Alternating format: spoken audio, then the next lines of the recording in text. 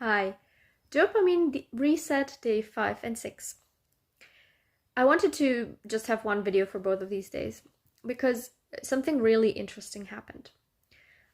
So with every addiction, there's always a physical component, so physical part, that's chemicals in your body. Sometimes it's, stuff you put into your body, like with sugar, of course, and other things and with dopamine addiction, it's the high levels of dopamine in your brain. So the first part is always getting these levels down, right?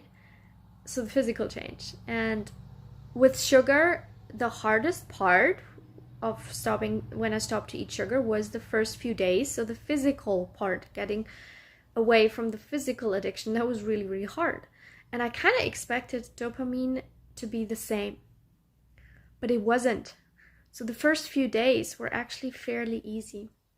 And then there's the second part of an addiction. It's the actions, the thoughts we practice, the stories we practice, even the emotions we feel on a regular basis. These have become habits over time because we have these thoughts triggering emotions, triggering actions. So this is the pattern we've been practicing for a long time. And when we have an addiction, these patterns are sort of designed and practiced over time to feed this addiction, right?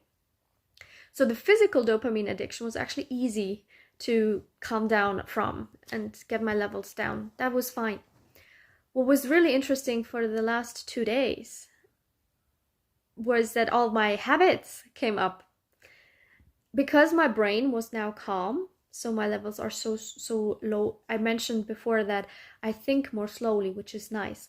So now I could actually watch these patterns, and it's absolutely fascinating. It turns out that I've been using fear and anger to push myself into action. So I would build up this fear by telling myself fearful stories, imagining fearful futures and whatnot to make myself act. And today it was anger. I was so angry this morning I wanted to pick a fight, which is ridiculous, right? It's so ridiculous. And my brain was calm, so I could watch this. I could watch the anger rise in my body, and I didn't have to act on it. I decided not to act on it. But it was really interesting to see the form my resistance took in form of these old habits. I also remembered that I read many years ago that the brain actually needs 8 days to reset properly. So I'm going to keep going. All right, I'm very curious to see what happens next. And I'll see you tomorrow.